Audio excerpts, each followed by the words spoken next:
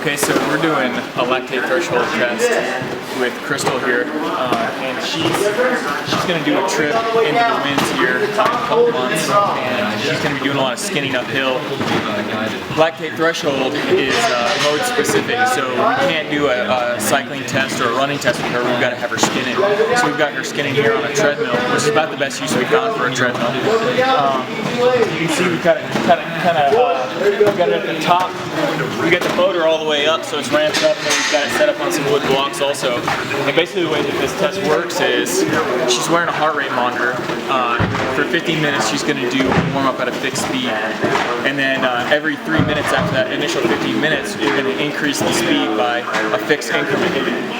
And in that 3-minute time frame I'll be measuring her lactate threshold with a little pocket lactate meter here, and also I'll be getting her heart rate just from the heart rate monitor that she has on. And then we'll use this data to set her training zones for the upcoming climb that she has.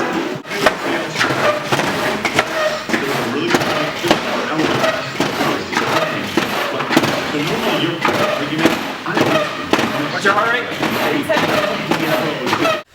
So we've just completed Crystal's LT test, or lactate threshold test, and so what we're doing here now that we have all this data is I'm basically going to analyze this graph using a couple different methods, and it's not a linear graph. So a linear graph would just be so her lactate here and then her over time here. A linear graph would just be like that, but that's not how the body works with lactate accumulation. As you near your maximum effort that you can sustain for a period of time, about an hour, then the curve begins, it's a logarithmic curve. So it's going to curve up like that. And essentially what we're looking for is the most accurate breakover point where she can no longer, on the molecular level, clear out the lactate that is accumulating in her cells.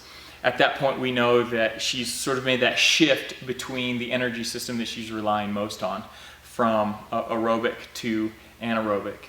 And I can correlate that lactate number with a heart rate and then set her training zones based on that. The interesting thing about the lactate threshold is it's mode specific, so if I were to do a run test with her, then I'd get a different number than the skin test, and probably even with cycling it would be different as well.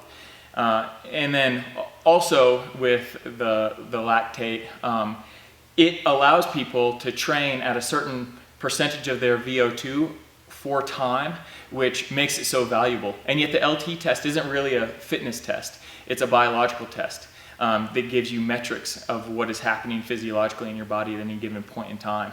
So she'll actually have another test which will test her physical fitness, and then we're going to use those two tests to really come up with this training plan.